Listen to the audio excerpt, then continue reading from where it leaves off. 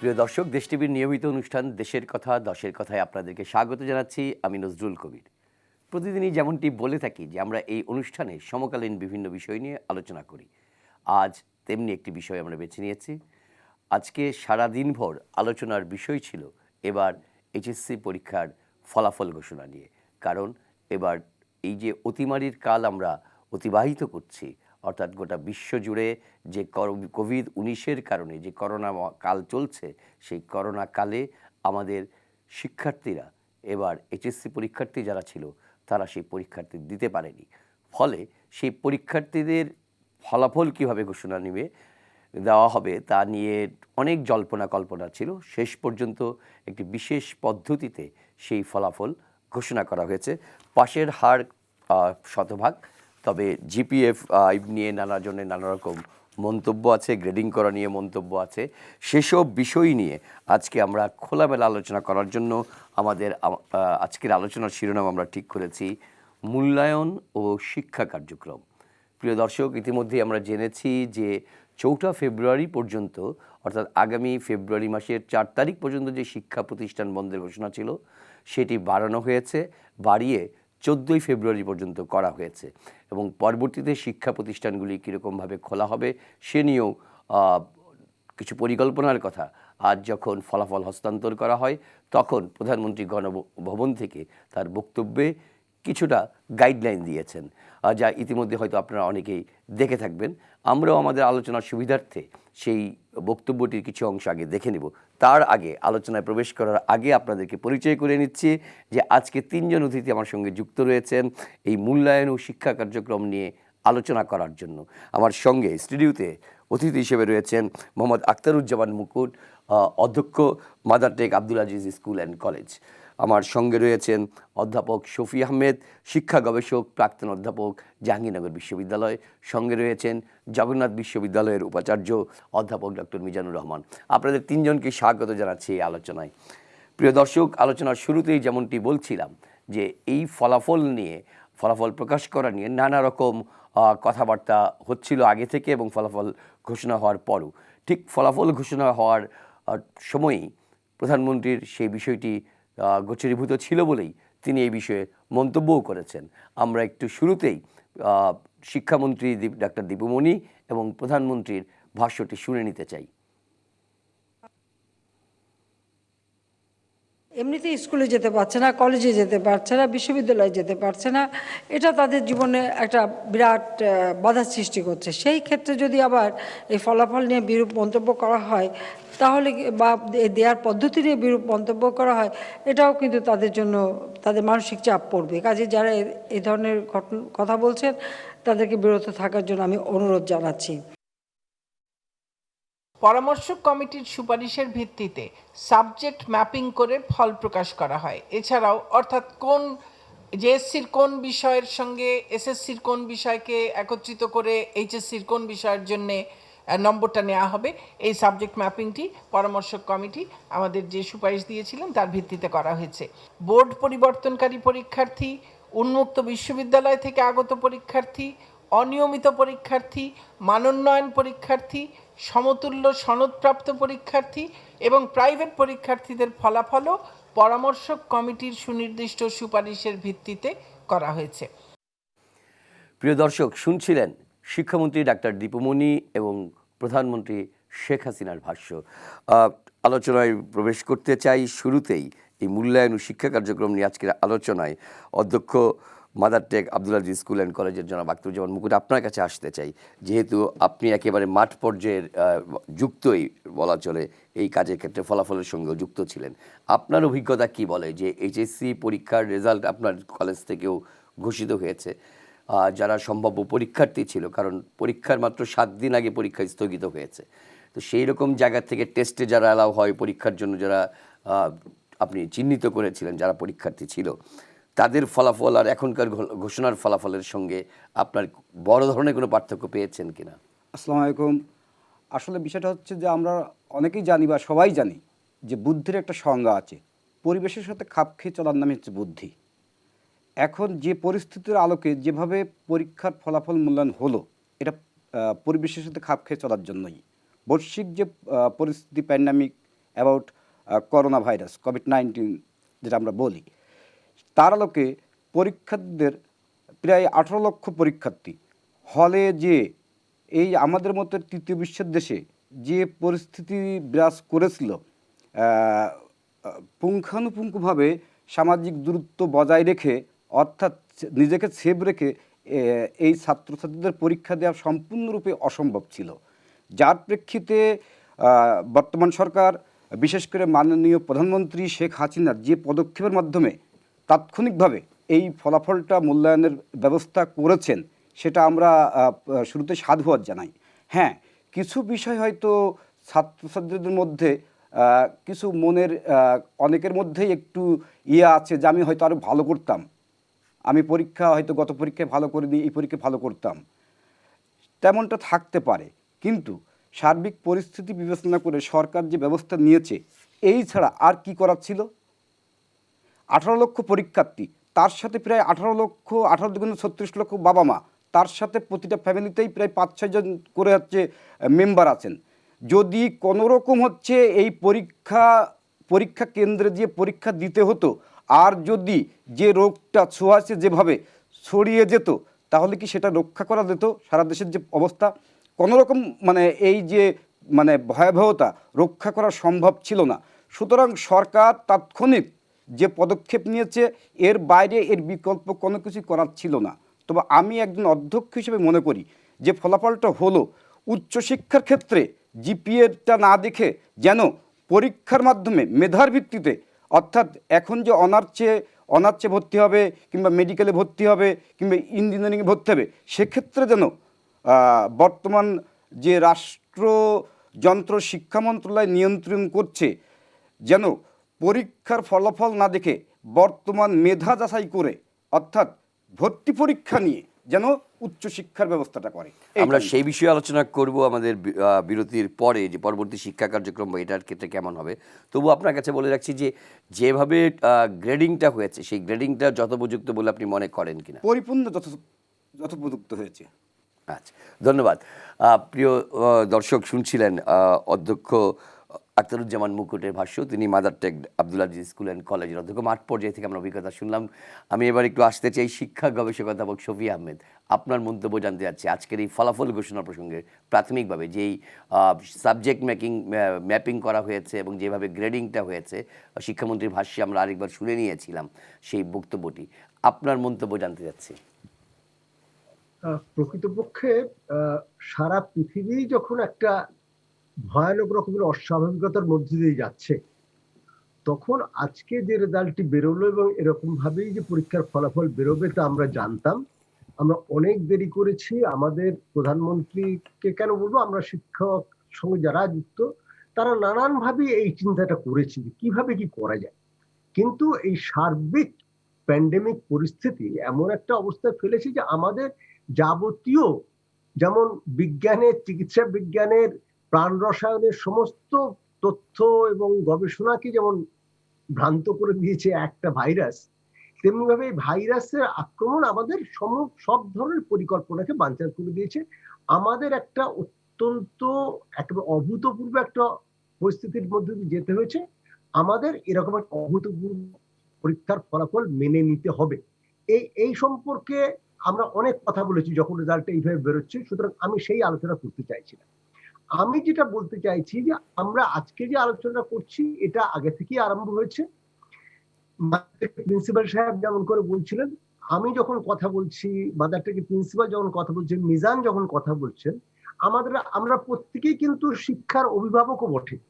হয়তো ঠিক আমার সন্তান এই মুহূর্তে, আমার সন্তান না হোক, আমার ভ্রাতুষ্পুত্র সে পরীক্ষার্থী ছিল এবং আমি জানি যে পরীক্ষা দিলে আজকে তার যে রেজাল্ট হয়েছে, আমার খুব বিশ্বাস ছিল সে তার চেয়ে ভালো রেজাল্ট করবে। কিন্তু আমি মনে দুঃখ করছি না, ওই ছেলেটা হয়তো একটু দুঃখ পাচ্ছে মনে, কিন্তু তাকে আমরা অনেকদিন ধরেই মানসিকভাবে তৈরি করছি। এই কাজটা আমাদের করার কথা, যে এরকম একটা পরিস্থিতিতে আমরা অন্য কিছু করতে পারতাম না। আমরা 71 সালের কথা মনে করতে পারি। আমি তো 71 সালে তখন বেরিয়ে গেছি এবং ভাবতে পারছিলাম, এবং আমরা ওই 9 মাসে তো আমরা পরীক্ষা নিয়েও ভাবিনি। তা এরকম একটা সংকটে এই জিনিসটা হবেই। এবং আমি মনে করি না যে এই স্কুল খোলা হয়নি বা ইত্যাদির জন্য আমাদের ছাত্রছাত্রীদের একটা বিরাট একটা ক্ষতি হয়ে গেছে, তা আমি মোটেও মনে করি না। কারণ আমি মাদারটেকের প্রিন্সিপাল সাহেব কিছু মনে করবেন না, আমাদের শ্রেণীকক্ষে যে পাঠদান করা হচ্ছে তার যে ফলাফলটা, তা থেকে যে আমরা যেটাকে শিক্ষার ভাষায় বলি লার্নিং আউটকাম, সেই লার্নিং আউটকাম যে যথাযথ হয় না, এটা তো আমরা পরের পরীক্ষাগুলোতে দেখতে পাচ্ছি।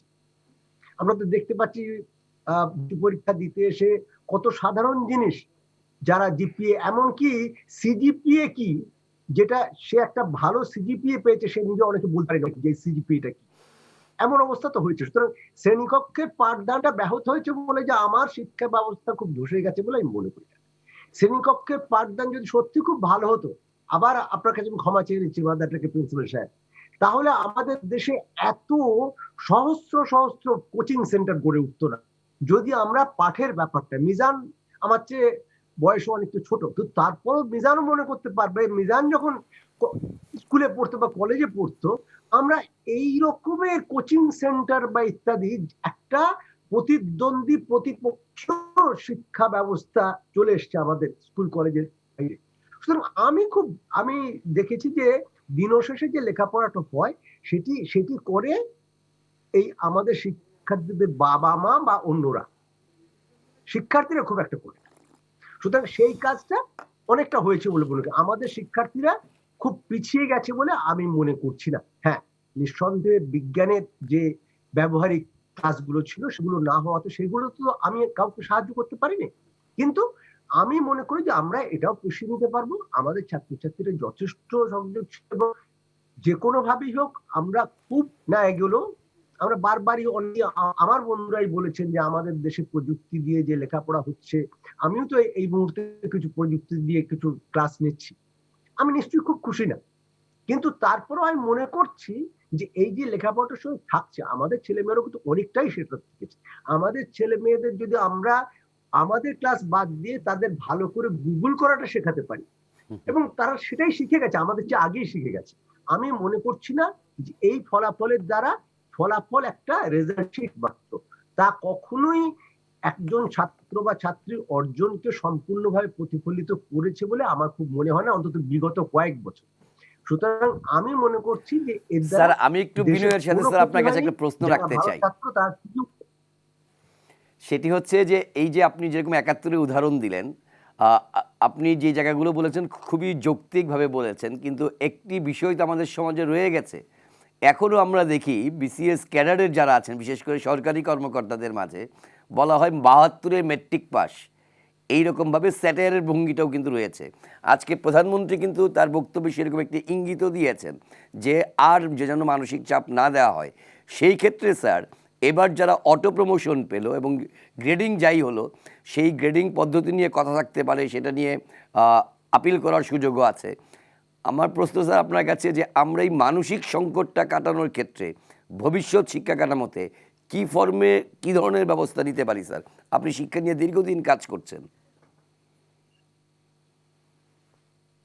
আমি তো মনে করি যে আমাদের এক্ষেত্রে এই মিজানদের মতো ব্যক্তিদের খুব বড় ভূমিকার ব্যাপার আছে, এবং যারাই উচ্চশিক্ষা সঙ্গে যুক্ত, যে এরা আসবে আমাদের কাছে পড়তে, আমরা আমাদের মধ্যে এই ধারণাটা যেন কাজ করে যে এরা একটা মহামারীর অভিঘাতে এই এই এই এই শিক্ষার্থীরা আমার কাছে এসছে। আমাকেও তাদের প্রতি অনেক বেশি, এবং প্রধানমন্ত্রী আজকে যে কথাটা বলেছেন অত্যন্ত গুরুত্বপূর্ণ কথা বলেছেন, এবং তার জায়গা থেকে এই কথাটা বলা অত্যন্ত ভালো হয়েছে আমি মনে করি।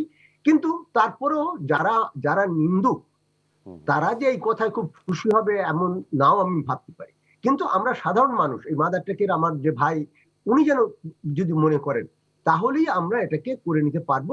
আমি মনে করি যে ওই যারা ওই ৭১-এর যাদের কথা আমরা বলি, তারা কি অনেকেই পরবর্তীকালে ওই বিসিএস ক্যাডার জীবনেও যথেষ্ট মেধার পরিচয় দেননি?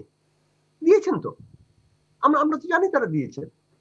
সুতরাং ওটাই আরেকটা উদাহরণ হতে পারে যে আমরা যদিও বুঝি যে এটার দ্বারা, এইটা তো কোনো পরীক্ষা না, আর দ্বিতীয় আরেকটি কথা মনে রাখতে হবে যে আমরা যেন আমাদের দিয়ে না দেখি। প্রধানমন্ত্রী আরেকটা কথা বলেছে, আমি তার বক্তব্যে শুনেছি, যে প্রকৃতপক্ষে আমি জানি অন্তত ভারতের 4-5টা বিশ্ববিদ্যালয়ের মানে তথ্য আমি জানি, এবং জানি এখন না, এখন থেকে 6 মাস আগে। তারা কিন্তু 6 মাস আগে এটা প্রয়োগ করেছে। তারা কিন্তু ছাত্র ভর্তি করে পড়াশোনা চালিয়েও যাচ্ছেন। আমরা তো এখনো ছাত্রদের অ্যাপ্লাই করতেই দিইনি, আমরা তাদের মানে আবেদনপত্র করতে দিইনি। কিন্তু ভারতে, অন্তত ভারতে ভালো বিশ্ববিদ্যালয়, মণিপালের মতো বিশ্ববিদ্যালয়, আমি নাম করে বলছি আর কি, কারণ সেখানে আমার বন্ধু মেয়ে পড়ে, আমি জানি, তারা এই কাজগুলো আরম্ভ করেছে। সবসময় এটা হয়েছে। আমাদের যখন বিশ্ববিদ্যালয়ে আপনি নিশ্চয়ই জানেন মিজান, বা আমাদের কোনো কোনো সময় দেখা যাচ্ছে একটা পত্রের বা দুটো পত্রের পরীক্ষা কোনোভাবেই নেওয়া সম্ভবপর হয়নি। তখন আমরা একাডেমিক কাউন্সিল থেকে সিদ্ধান্ত নিয়েছি যে তাকে আমরা একটা অ্যাভারেজ মার্ক দিয়ে দেবো। সে অন্য 6টা পেপারে যা পেয়েছে, বাকি 2টো পেপারে আমরা সেটা দেবো।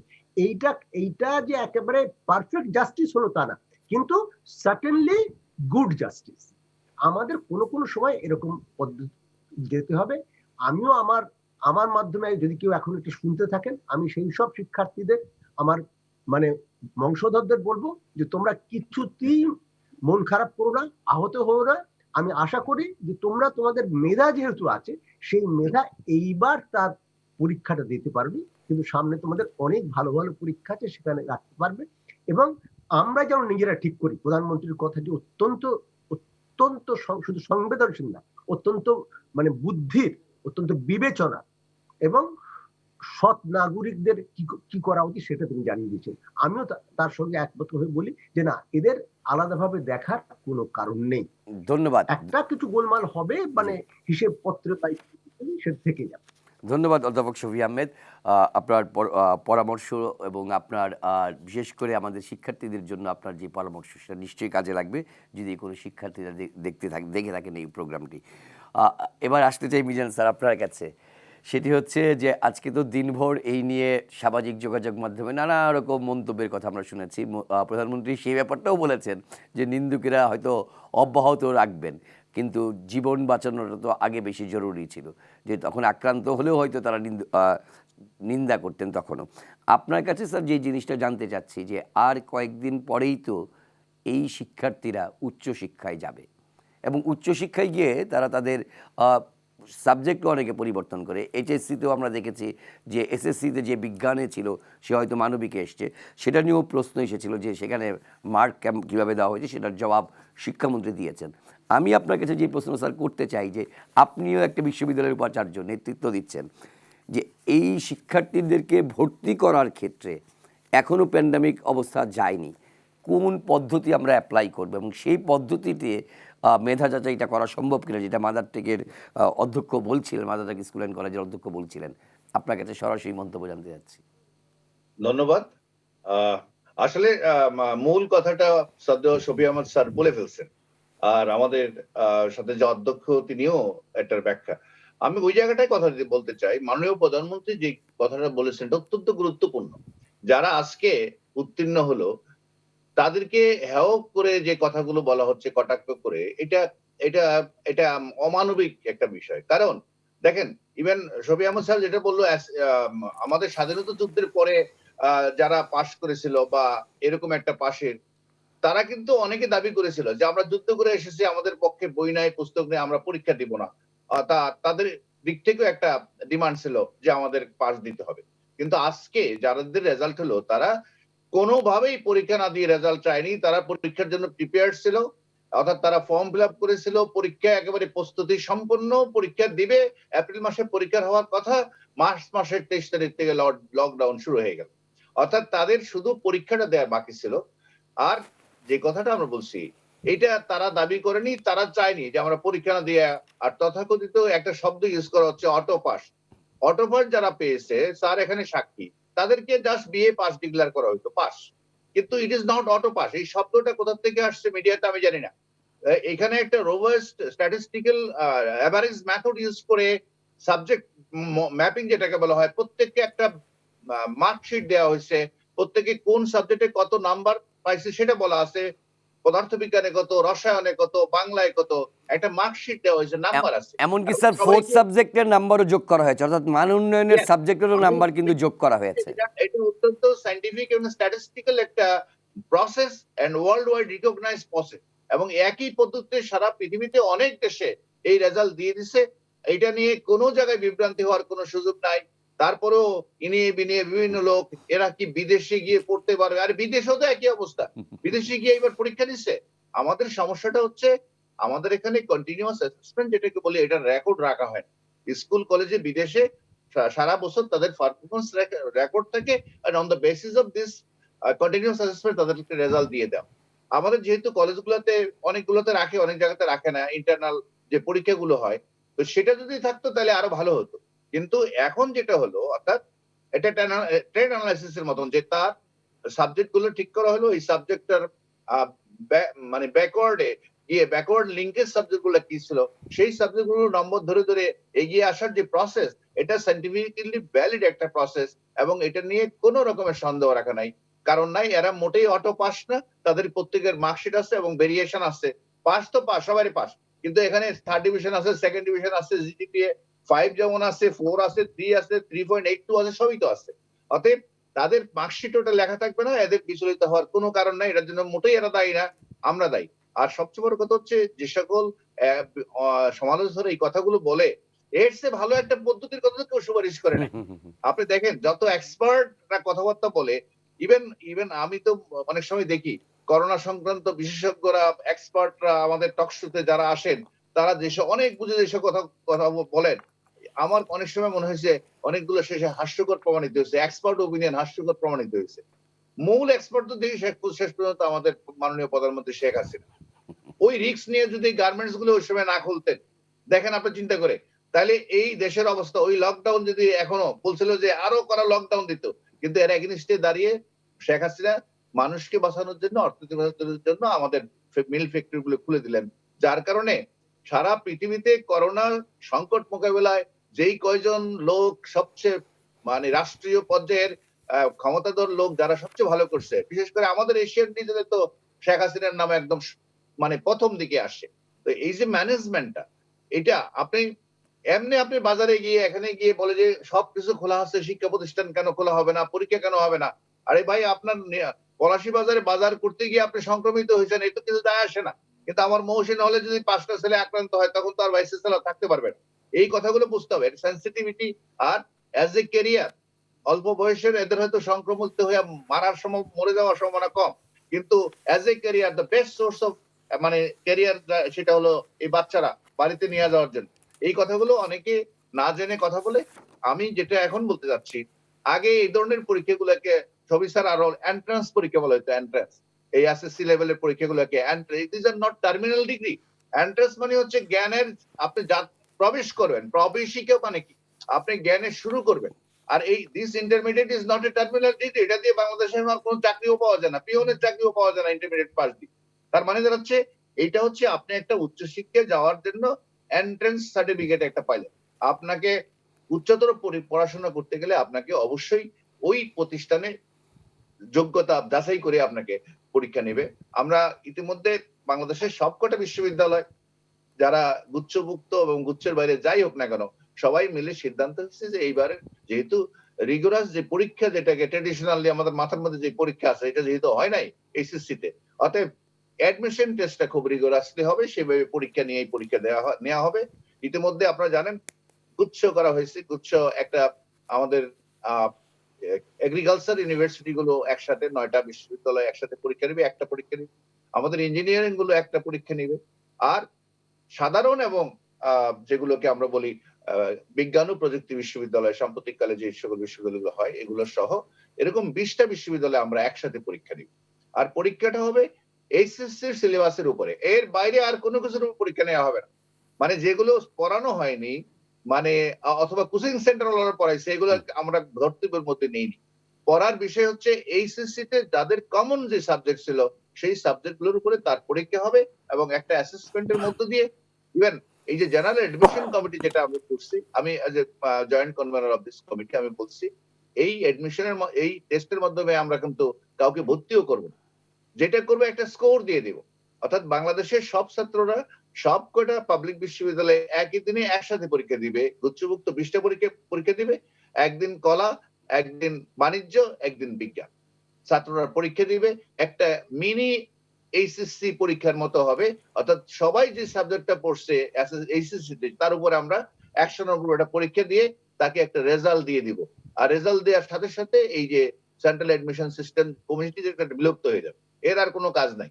তারপরে প্রত্যেকটা বিশ্ববিদ্যালয় তার নিজের ক্রাইটেরিয়া ফিক্স করে বললো, আমাদের অধ্যক্ষ সাহেব বললেন যে এইবার যেন ওই এইচএসসি রেজাল্টকে গুরুত্ব না দেওয়া হয়, অ্যাডমিশন টেস্টের রেজাল্ট সবগুলো বিবেচনা করে প্রত্যেক বিশ্ববিদ্যালয় তার মতো করে ভর্তির বিজ্ঞপ্তি দিবে, তাদের ক্রাইটেরিয়া কি হবে সবকিছু প্রত্যেক বিশ্ববিদ্যালয়ের একাডেমিক কাউন্সিল সিদ্ধান্ত নিবে এবং তারা অ্যাডমিশন টেস্টের মানে অ্যাডমিশনের বিজ্ঞাপন দিবে, কিন্তু টেস্টটা শুধু নিবে না। টেস্টের রেজাল্ট আসবে আমাদের এই সেন্ট্রাল অ্যাডমিশন টেস্টের জিআরই স্কোরের মতন প্রত্যেক স্টুডেন্টকে একটা করে স্কোর আমরা দিয়ে দিব।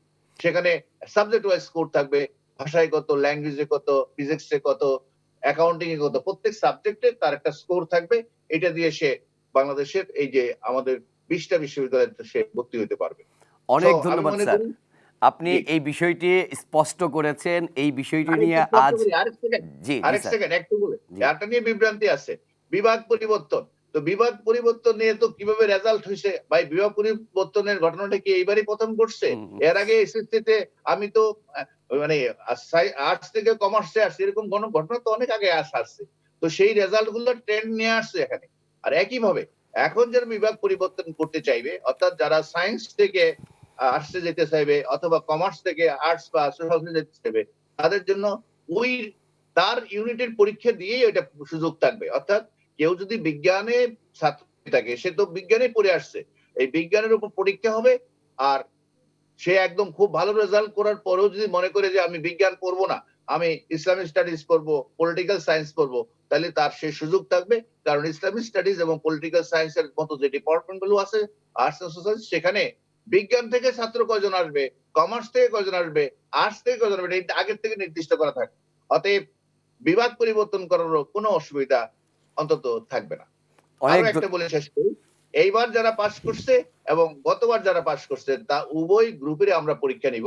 তবে ভর্তি করবে কিনা কোন বিশ্ববিদ্যালয়, সেটা স্ব বিশ্ববিদ্যালয়ের সিদ্ধান্ত নিবে। যেমন জগন্নাথ বিশ্ববিদ্যালয় আমরা অনেক আগে থেকেই পুরনো ছাত্রদের ভর্তি করি না, এই বছর যারা পাস করেছে তাদেরকে ভর্তি করি। এইটা ক্লিয়ার করলাম।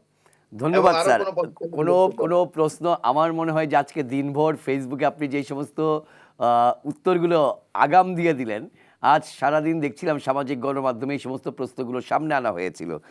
এটি অনেক কার্যকর হলেও যে সমস্ত দর্শকরা দেখছেন, এখন অভিভাবকরা দেখছেন, অথবা কালকে সকালে যারা পুনর্প্রচারের সময় দেখবেন, নিশ্চয়ই তাদের অনেক কাজে লাগবে। আমাদের একটু ছোট্ট বিরতির সময় এসছে, আমরা বিরতি নিয়ে কিছুক্ষণের মধ্যেই ফিরব।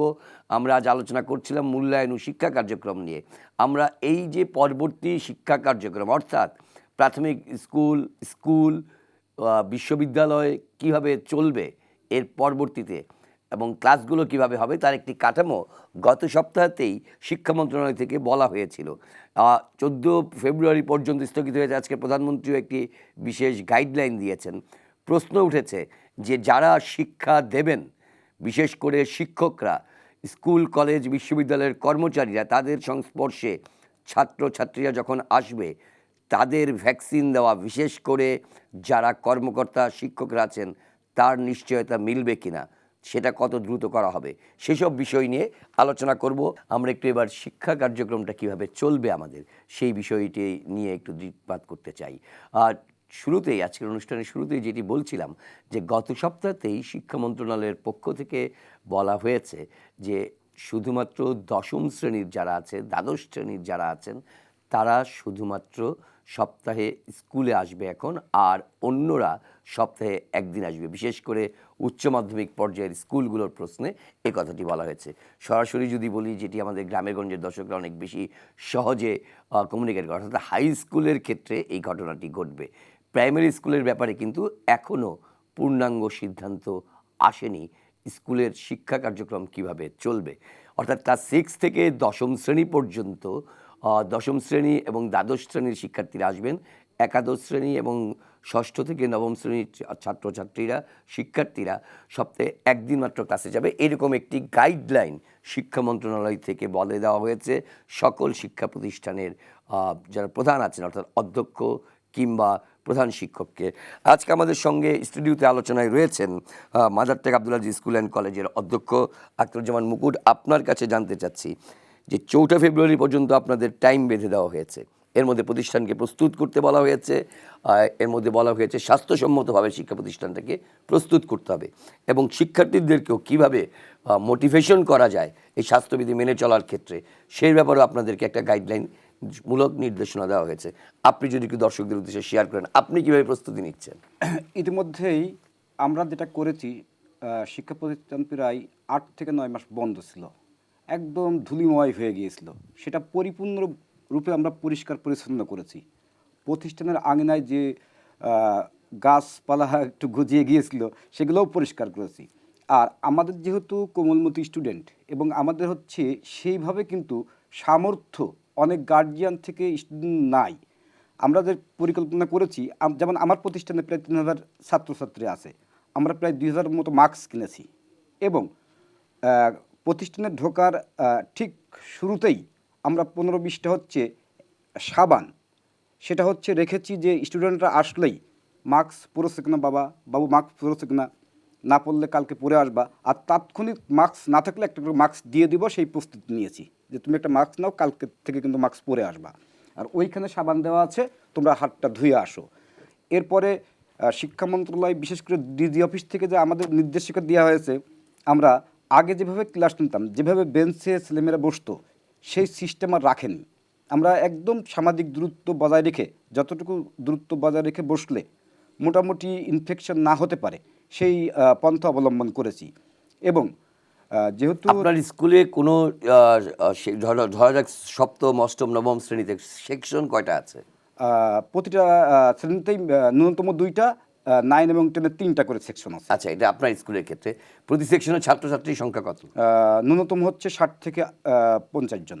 তার মানে 380 জন, যদি 318, আমি যদি 180 জনের কথা ধরি, অর্থাৎ ক্লাস 9-এ আপনার 180 জন শিক্ষার্থী আছে। 180 জন শিক্ষার্থীর জন্য আপনার 3টি রুম বরাদ্দ ছিল, কিন্তু এখন হিসেবে তো আর 3টি রুম হচ্ছে না, তাহলে সেটি আপনি কিভাবে ব্যবস্থাপনা যাবেন? সেটা সেই জন্যই তো হচ্ছে আমরা একই সাথে সমস্ত শ্রেণীর কার্যক্রম, সরকারও নিশ্চয় বুঝছে যে একদিন 9, তারপরে হয়তো 2 দিন পরে 8, যদি পরিপূর্ণরূপে হচ্ছে একদম 6 থেকে 10 পর্যন্ত একই দিনে সমস্ত ক্লাস সম্ভব না। যার জন্যই আমাদের থেকেও হয়তো মানে উচ্চ পর্যায়ে যারা আছে ভালো বোঝেন, যার জন্য হয়তো 2 দিন হচ্ছে ক্লাস 5, 2 দিন ক্লাস 8, অর্থাৎ যে ক্লাস 8-এর 3টা ক্লাসরুমে হতো এখন লাগবে হচ্ছে 6টা বা 8টা, অর্থাৎ বেঞ্চের সংখ্যা বেশি লাগবে। সেইভাবে আমরাও অলরেডি প্রিপারেশন নিয়েছি। আরেকটি ইন্টারাপ্ট করছি আপনাকে, যে পাঠ্যক্রমের ক্ষেত্রে আমরা দেখি যে ক্লাস যখন হয় আগে 8টা 9টা 10টা ক্লাস হতো আপনাদের, তো এখন তো আপনি 10টা ক্লাসই আর নিতে পারবেন কি? সপ্তাহে একদিন যখন ক্লাস হচ্ছে আপনাকে তো সাবজেক্ট তখন কমিয়ে দিতে হচ্ছে, অর্থাৎ ক্লাস ষষ্ঠ শ্রেণীর যেই ছেলেটি বা মেয়েটি স্কুলে আসছে তার অন্য সময় আপনি স্বাভাবিক সময় তো 8টি ক্লাস নিতেন, কিন্তু এখন এই 8টি ক্লাস নিতে আপনি সক্ষম থাকবেন কিনা? না, সেটা সম্ভব। এবং আপনার সেই পরিমাণ শিক্ষক রয়েছে কিনা, কারণ আপনার তো 3টা ক্লাসরুম না, এখন ক্লাসরুম তো বেড়ে যাচ্ছে। সেই ক্ষেত্রে আপনারা কি ধরনের ব্যবস্থাগুলো গ্রহণ করেছেন? সেই ক্ষেত্রে আমরা হচ্ছে ওই যে কথা বললাম যে আমরা তো একই দিনে সমস্ত ক্লাস নেওয়া লাগছে না, আর স্কুলের শিক্ষকদের যে মূলত যে স্কুলের শিক্ষকদের যেভাবে ক্লাসের বিষয়টা, সমাজবিজ্ঞানের মনে করেন শিক্ষক, উনি হচ্ছে ক্লাস 8-এর সমাজবিজ্ঞান নিতে পারে, ইসলামিয়াত নিতে পারে, আবার অঙ্কের যে শিক্ষক উনি ফিজিক্সের ক্লাস নিতে পারেন, উনি কেমিস্ট্রি নিতে পারেন, এইভাবেই স্কুলগুলোর ক্লাস মেনটেন হয়। সেক্ষেত্রে আমাদের সমস্যা হবে না। কলেজগুলোতে হচ্ছে ওই সাবজেক্টের শিক্ষক থাকেন, আর কলেজগুলোতে সমস্যা হচ্ছে না, কারণ কলেজের হচ্ছে কলেজে হচ্ছে না, কিন্তু স্কুলের পর্যায়ে বলছি, স্কুলের পর্যায়ে সমস্যা হবে না। বিশেষ করে সমস্যা হবে না এই জন্যই যে একই দিনে সমস্ত ক্লাস থাকছে না, অর্থাৎ শিক্ষক আমি যেদিন ক্লাস 8-এর ক্লাস, আমি মনে করেন যে শিক্ষক ইংরাজির ক্লাস নিত তাকে হয়তো আমি একটু অন্য সাবজেক্টের ক্লাসের দিকেও মানে ইনভলভ করতে পারছি, যে শিক্ষক ফিজিক্সের ক্লাস নিত তাকে ম্যাথের বিষয়েও ইনভলভ করতে পারছি। এইভাবে আমরা বন্টন মানে পুনঃবন্টন প্রক্রিয়ার মধ্যে আসতে হচ্ছে আমাদের। অনেক ধন্যবাদ জনাব মুকুট, আপনি একদম খোলামেলা মাঠ পর্যায় থেকে আপনার অভিজ্ঞতার জায়গা থেকে বললেন। অধ্যাপক শফি আহমেদ স্যার, আপনি শিক্ষা বিষয়ে দীর্ঘদিন থেকে গবেষণা করছেন।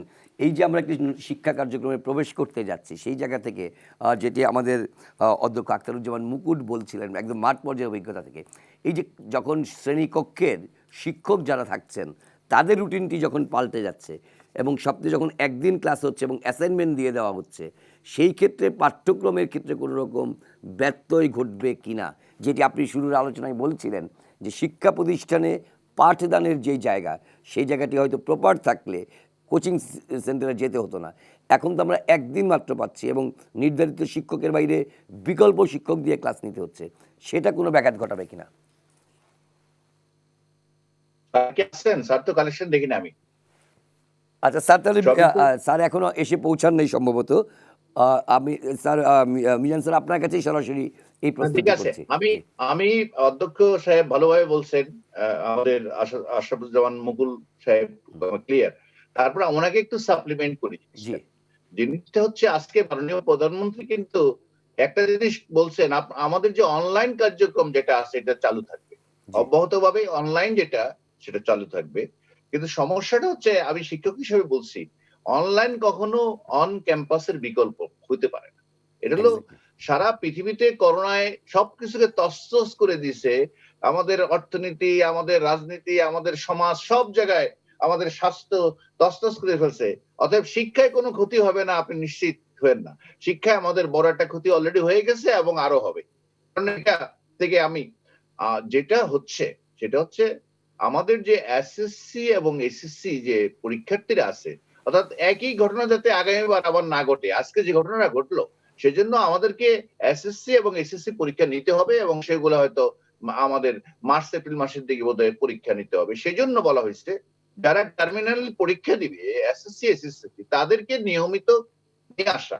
এখন একটা স্কুলে 5টা-7টা রুম থাকে, এখন যারা এসএসসি পরীক্ষার্থী তাদেরকে এনে সোশ্যাল ডিস্টেন্স মেনটেন করে একদিন তাদেরকে সারাদিন রাখা, সারাদিন সব শিক্ষকরা তাদেরকে, অর্থাৎ তাদের ক্লাসের খোঁজ খবর নেওয়া, বাড়ির কাজ দিয়ে দেওয়া, অগ্রগতি নেওয়া, এটা পুরো দিন তাদেরকে করতে হবে। অর্থাৎ সারা সকাল থেকে সন্ধ্যা পর্যন্ত স্কুলে থাকবে, ওই বিকাল পর্যন্ত, এবং সব স্যাররা তাদেরকে বিভিন্ন রুমে, অর্থাৎ একটা স্কুলে 5টা-7টা ক্লাসরুমে তাদের বসানো হবে ওই দিন, এবং সেখানে তাদেরকে এই জিনিসটা দেয়া হবে। যদি এরকম স্পেয়ার রুম থাকে তাহলে এটা হতে পারে নিয়মিত, তাদের প্রত্যেকদিন এটা হতে পারে। আর এর বাইরে যারা অন্য ক্লাস থাকলো, একটা স্কুলে তো আরো ষষ্ঠ শ্রেণী, সপ্তম শ্রেণী, অষ্টম শ্রেণী আছে, তাদেরকে সপ্তাহে একদিন নিয়ে আসা হবে, একদিন। অর্থাৎ আজকে যদি ক্লাস 7 আসে, 8 আসবে না, 8 আসলে কেন কয় আমাদের 6 আসবে না, অর্থাৎ একদিন আসবে। অর্থাৎ এগুলো টিচারদের সাথে, মাননীয় শিক্ষকদের সাথে যদি কন্ট্যাক্টটা যদি নষ্ট না হয়ে যায়, অর্থাৎ তাদের সাথে একটা অ্যাটাচমেন্ট থাকা, তাদের তো পড়ালেখা যেটা অনলাইনে চলছে এটা চলবে, এটা অব্যাহত থাকবে, এটা বন্ধ হবে না। তারা কিন্তু গত 1 বছর যাবত অনলাইনে ক্লাস শুনছে, দেখছে, এইটাও চলবে।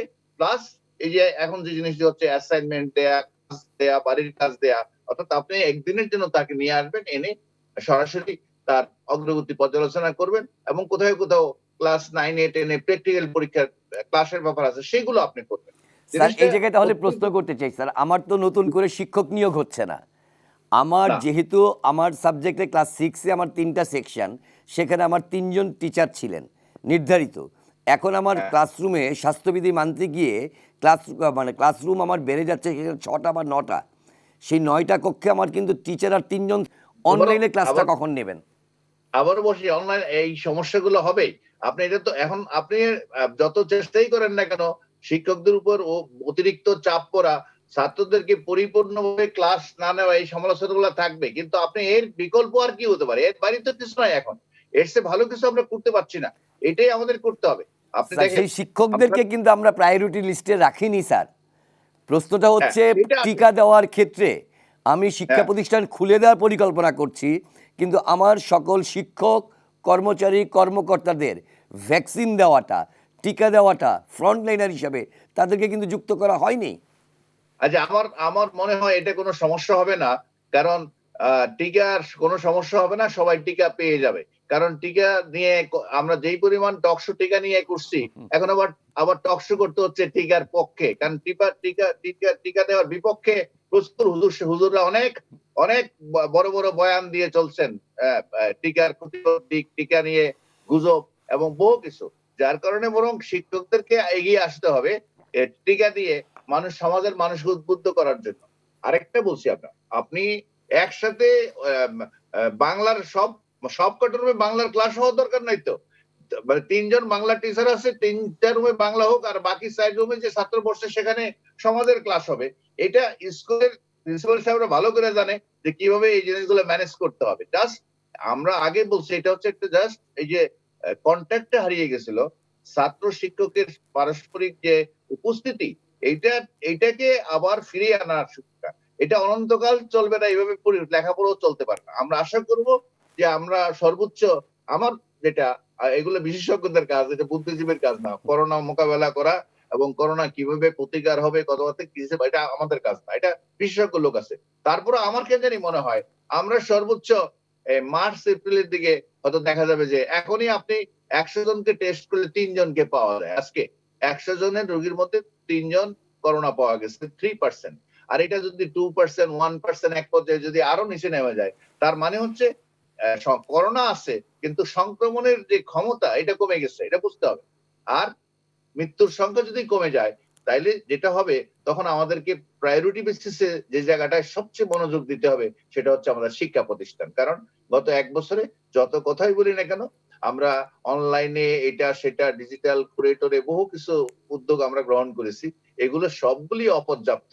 কারণ রিয়েল লাইফে সামনাসামনি ছাত্রদেরকে পড়ানোর সে মানে অন্য কোন পদ্ধতি এটার বিকল্প হতে পারে। অতএব আমাদেরকে সেই জায়গায় যেতে হবে, কারণ নাইলে কি হতো, অনলাইনে যদি সারা পৃথিবীতে পড়াশোনা করা যেত, তারা প্রযুক্তিতে অনেক যারা এগিয়ে আছে, আমেরিকাতে তো ক্যামব্রিজ, অক্সফোর্ড, ওখানে কোনো ছাত্রই থাকতো না, সব অনলাইনে পড়াইতো। কারণ ওখানে আন্ডার গ্রাজুয়েট স্টুডেন্টদেরকে নিয়ে যাচ্ছে কেন, তাহলে অনলাইনে পড়াইতে তো হয়। কারণ অনলাইনে সবকিছু, আমার অফিস স্যার আসছে, স্যারে আমরা একটু সময় দিই, স্যারের আপনি স্যারকে প্রশ্ন করা হয়েছিল কিন্তু স্যারের অনুপস্থিতিতে আমি জবাব দিলাম। আমার মনে হচ্ছে এটাকে জাস্ট একটা টেম্পোরারি অ্যারেঞ্জমেন্ট হিসেবে আমাদের এটা গ্রহণ করতে হবে। আর এটা যত সমালোচনা হইতে থাকুক, হইতেই থাকবে, কিন্তু এর চেয়ে ভালো পদ্ধতি কেউ বের করতে পারবে না। ধন্যবাদ। অনেক ধন্যবাদ স্যার, আপনাকে স্বাগত জানাচ্ছি। শফিক স্যারের দৃষ্টি আকর্ষণ করছি আবারও আমাদের এই অনুষ্ঠানে যেই প্রশ্নটি বিরতির আগে করেছিল, বলে গিয়েছিলাম যে প্রসঙ্গটি বিরতির পরে আপনার কাছে যে প্রশ্নটি ছিল সেটি হচ্ছে এই যে আমরা শ্রেণীকক্ষে আমাদের যেই ক্লাস নেওয়ার ঘোষণা দিয়েছি, অর্থাৎ ষষ্ঠ থেকে একাদশ শ্রেণী পর্যন্ত, দশম শ্রেণী এবং দ্বাদশ শ্রেণী ছাড়া আমরা সপ্তাহে একদিন ক্লাস করব।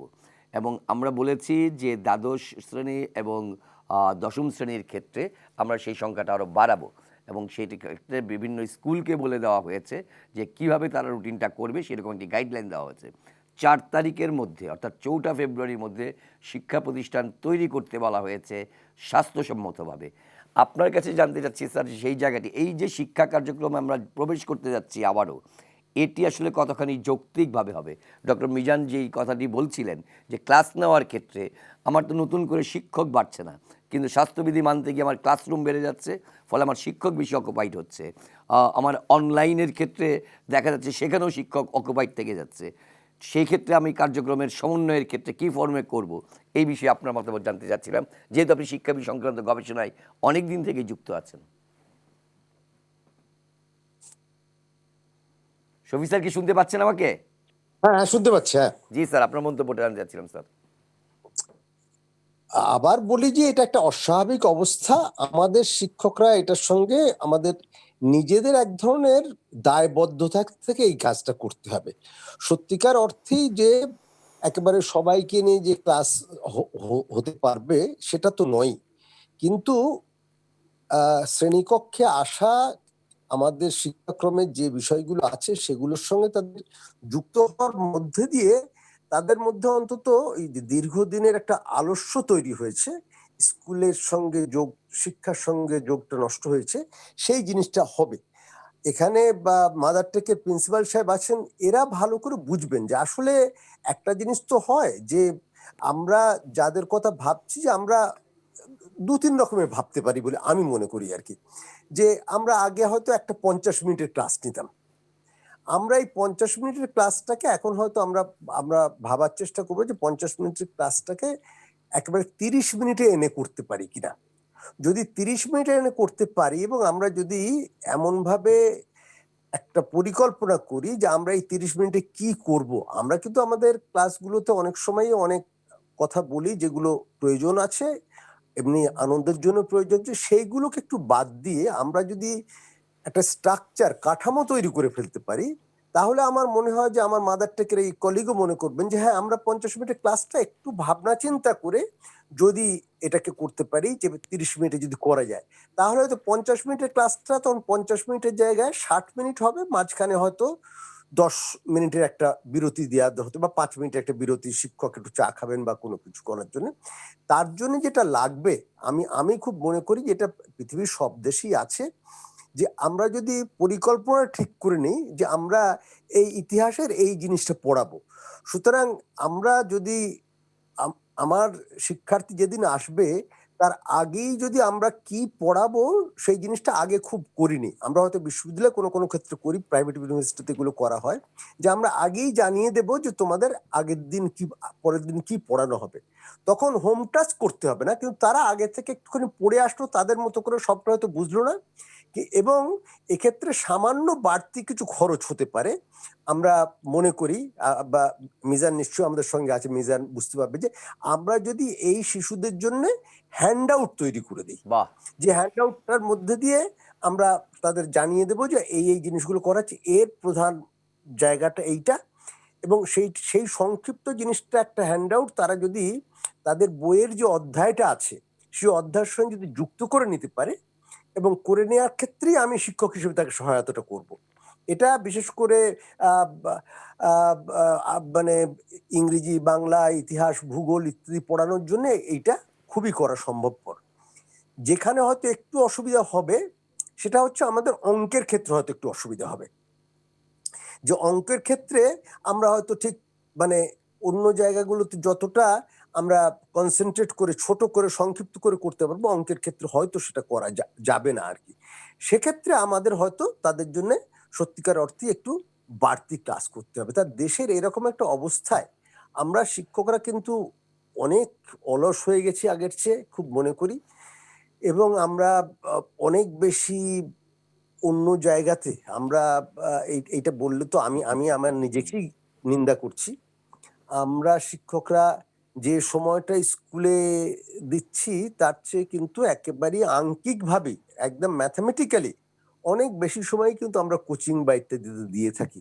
আমরা যদি দেশের এই ক্রান্তিকালে, পৃথিবীর এই ক্রান্তিকালে ওই জায়গাটাকে একটুখানি বাদ দিয়ে রাখি, আমরা মনে করি যে আমাদের কাছে শিশুরা পড়তে আসবেন না। যে কথাটা আমি একেবারে প্রথম দিকেই বলেছি, যে আমি কিন্তু স্কুলের জীবনে কখনো কোনো প্রাইভেট টিউটরের কাছে পড়িনি। তাতে যে আমার লেখাপড়াটা খুব খারাপ হয়েছে আমি একেবারেই মনে করি না। সেই রকম একটা জায়গা তো আমরা তৈরি করতেই পারি। সেক্ষেত্রে 50 মিনিটের ক্লাসটাকে আমরা যদি একটু যখন থেকে আরম্ভ করতাম তার চেয়ে পরে আরম্ভ করে, যে সময়টা আমি বিকেল বেলায় বা সন্ধ্যার প্রথম দিকটায় কোচিং এ পড়াতাম, সেইটাকে যদি আমি স্কুলের সময়ের মধ্যে আনতে পারি, এর জন্য আমি এখান থেকে যে একটা মানে প্রেসক্রিপশন দিয়ে তার দরকার নেই, আমরা তো বুঝতেই পারি যে কিভাবে করা সম্ভব। তার জন্য আমাদের শিক্ষক হিসেবে আমার দায়বদ্ধ থাকতে হবে। স্কুল যে জায়গাগুলোতে, সেই জায়গার যে গোষ্ঠী, জনগোষ্ঠী, সেখানে তো স্কুলের শিক্ষক ছাড়া আরো অন্যান্য ভদ্রজন আছেন, ডাক্তার আছেন, উকিল আছেন, অন্যান্য পেশার মানুষ আছেন, এমনকি দোকানদাররা আছেন। তারা সবাই যদি একটু সাহায্য করার চেষ্টা করেন এবং বোঝেন, সবার উপর যদি একটা মানসিক চাপও তৈরি করেন, এবং একইভাবে তাদের যদি বোঝান, এবং সবাই যদি এই ব্যাপারটায় যদি একটু প্রয়োজন একটু কি বলবো বৈষয়িক সাহায্য করেন, যেটা করা খুব কষ্টকর না। এটা একটা সমাজ ছিল আমাদের, কিন্তু মানে যেখানে দেখা যেত যে আমার স্কুলে আমি যাচ্ছি কিনা, স্কুলে না গিয়ে অন্য জায়গায় ঘুরে বেড়াচ্ছি, আহ এইটা আমাদের পাড়ার দোকানদাররা দেখতো, এবং দোকানদাররাও এক অর্থে আমাদের অভিভাবক ছিল তখন। অন্য শিক্ষকরা ওটা দেখতো। আমরা হয়তো সেই জায়গাটা ফেরত যেতে পারবো না, কিন্তু আমি খুব বিশ্বাস করি শিক্ষকরা যদি মনে করেন, হ্যাঁ, তারপরেও আমি কি 100 ভাগ ওই জিনিসটা করতে পারবো, 100 ভাগ আমি স্কুলে এনেও করতে পারিনি কাউকে, কিন্তু আমার একজন শিশুকে জানিয়ে দেওয়ার জন্য যা প্রয়োজন, যেটি তার সত্যি সত্যি মৌলিকভাবে প্রয়োজন, সেটি আমি মনে করি যে এরকম দূরে দূরে একটু ছাত্রছাত্রীদের বসিয়ে এটা করা সম্ভবপর হবে। আর একটা অনুরোধ করব আমি, মানে পিতামাতাদের, যে আপনারা শিশুদের এই স্কুলে পৌঁছে দেওয়ার জন্য এসে এখানে বসে থাকবেন না। আপনারা নিজেরা দল করে ফেলুন যে আমার আমার পাড়াতে একজন অভিভাবক 5টি বাড়ির শিক্ষার্থীকে স্কুলে দিয়ে আসবে। আপনাদের 5জন এখানে আসার দরকার নেই। আমাদের রোগটা থেকেও বাঁচতে হবে, সংক্রমণ থেকে বাঁচতে হবে। এই পথগুলো কিন্তু শেখ হাসিনা আপনাদের বলে দেবেন না। এই পথগুলো আমাদের নিজেদেরই বার করে নিতে হবে।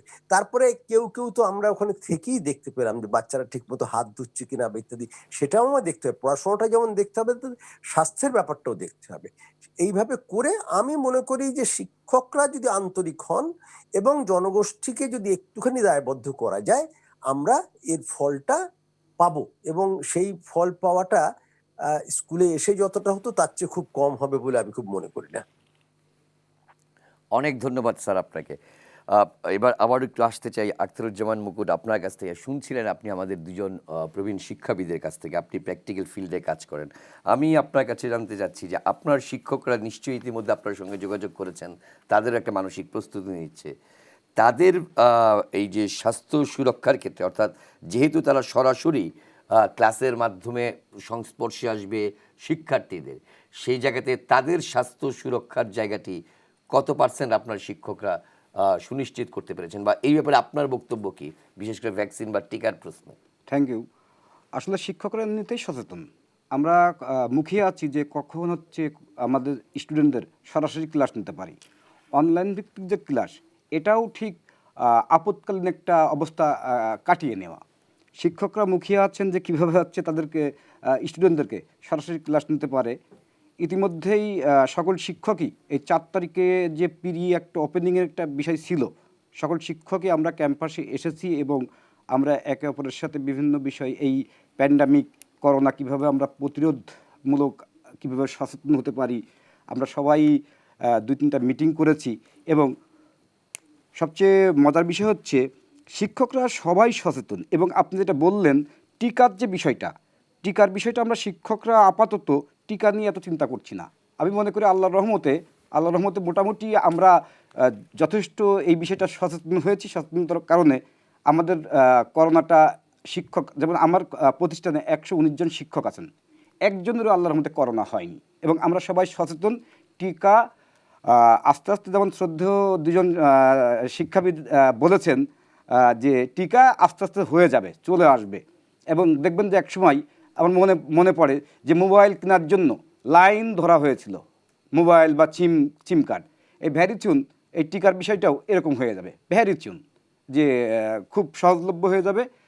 তবে যেটা আপনি বলছেন যে শিক্ষা কার্যক্রম, বিশেষ করে স্কুলগুলো খোলার যে বিষয়টা, খুললেই বা ওপেন হলেই, এই শুরু হলেই মনে হয় আস্তে আস্তে পরিপূর্ণভাবে শুরু করতে পারবো। শুরুটা হওয়াটাই মুখ্য বিষয়। অনেক ধন্যবাদ আখতারুজ্জামান মুকুট। আমাদের সময় শেষ হয়ে গেছে একেবারেই। ডক্টর মিজানুর রহমান, এক লাইনে যদি আপনি আপনার বক্তব্য, একটু শেষ মন্তব্য।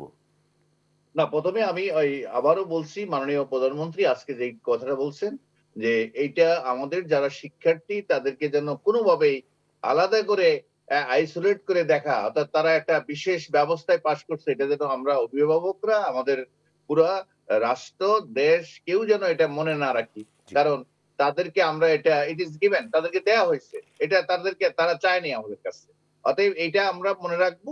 আর আমি আবারও বলছি, এই রেজাল্ট যেটা হলো, এটা এইডস এ আর কোনো ভালো পদ্ধতি কেউ সাজেস্ট করতে পারে নাই, যেহেতু পারি নাই, অতএব এটাই সর্বোত্তম পদ্ধতি। আপাতত এটা মেনে নিয়ে আমরা এখন ছাত্রদেরকে উচ্চশিক্ষার জন্য, আবার একটা সংকট দেখা যায়। এই আজকে দেখেন, আরো সমালোচনা হয়েছে আজকে যে এত জিপিএ 5 পেয়ে গেল। আরে ভাই, এরা তো, আপনি হিসাবটা করছেন গতবারের এসএসসির সাথে, গতবারের এসএসসি হিসাব করবেন না তো। এই কথাগুলো আমাদের কর্মকর্তারা ক্লিয়ার করতে পারে নাই। আপনি হিসাব করতে হবে এসএসসির জিপিএ এর সাথে। কারণ এরা যে 2018 সালে এসএসসি ছিল, সেখানে জিপিএ ছিল কত, তখন দেখবেন যে এই জিপিএ ওই এসএসসি জিপিএ এর কাছাকাছি। কারণ এইবার তো কম হওয়ার তো কোনো কারণ নাই, কারণ মানে কি যারা যে অবস্থানে ছিল সেই অবস্থানটাই তো অ্যানালাইসিস করা হয়েছে। অতএব জিপিএ যারা এসএসসি তে ছিল তারা এইচএসসি তেও জিপিএ 5 এইটার কাছাকাছিই তো হবে।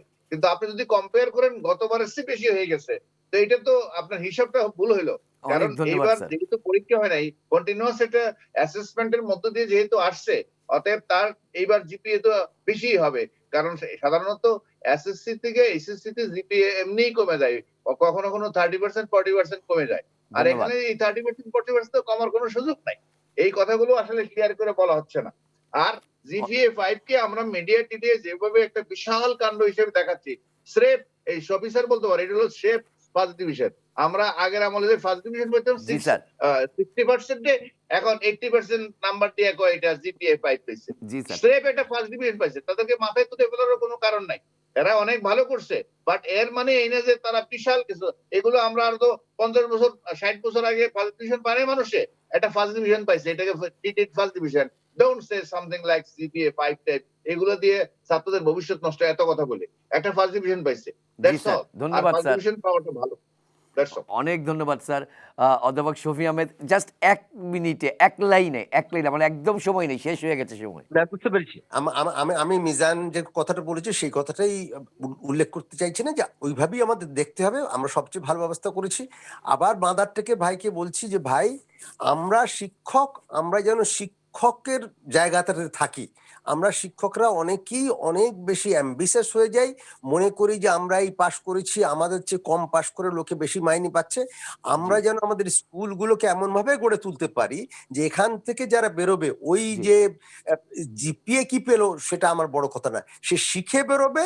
এবং তাকে এমন একটা শিক্ষা দিন, এইটুকু আপনার কাছে বিশেষভাবে অনুরোধ, আমরা এই শিক্ষাটা দেওয়ার চেষ্টা করেছি আমি আমার জীবনে, জি। যে সে যেন একটা ভালো মানুষ হয়, সে যেন দেশটাকে ভালোবাসে, সে যেন মুক্তিযুদ্ধটাকে জানতে পারে। ধন্যবাদ মুক্তিযুদ্ধ স্যার। না জেনে, কোনো কিছু না জেনে তার জিপিএ 5 জি। পাচ্ছে, 80 পাচ্ছে কি 90 পাচ্ছে, আমার কাছে এর কোনো মূল্য নেই। জি, আমরা ধন্যবাদ যেন স্যার। সেই বুদ্ধটা প্রিয় প্রতিষ্ঠা করি। দর্শক, আপনারা শুনছিলেন আমাদের দুজন শিক্ষাবিদ এবং সরাসরি এখনও শিক্ষার সঙ্গে যুক্ত অধ্যক্ষ mother take Abdul Aziz school and কলেজের আখতারুজ্জামান মুকুটের ভাষ্য। আজ আমরা আলোচনা করছিলাম মূল্যায়ন ও শিক্ষা কার্যক্রম নিয়ে। প্রিয় দর্শক, দীর্ঘ সময় ধরে আপনারা আলোচনা শুনলেন। শেষ করার আগে শুধু একটি বাক্য বলতে চাই, যে আমরা চাই তেমন একটি প্রজন্ম, যেই প্রজন্ম পরীক্ষার্থী নয়, চাই। প্রধানমন্ত্রী বলেছেন যে আগে পরিকল্পনায় না থাকলেও এখন তিনি বিশেষ নির্দেশনা দিয়েছেন শিক্ষকদেরকেও অগ্রাধিকার ভিত্তিতে ভ্যাকসিন দেওয়ার জায়গায় যুক্ত করার জন্য। আমরা প্রধানমন্ত্রীর এই কথার উপর আস্থা রাখতে চাই। আমাদের শিক্ষকরাও খুব দ্রুতই ভ্যাকসিনের আওতায় আসবেন এবং তারা নির্বিঘ্নে সারা দেশের শিক্ষা প্রতিষ্ঠানে গিয়ে তাদের প্রিয় শিক্ষার্থীদের সান্নিধ্যে সুন্দর সময় কাটাবেন। আজ এ পর্যন্তই। ভালো থাকবেন। শুভরাত্রি।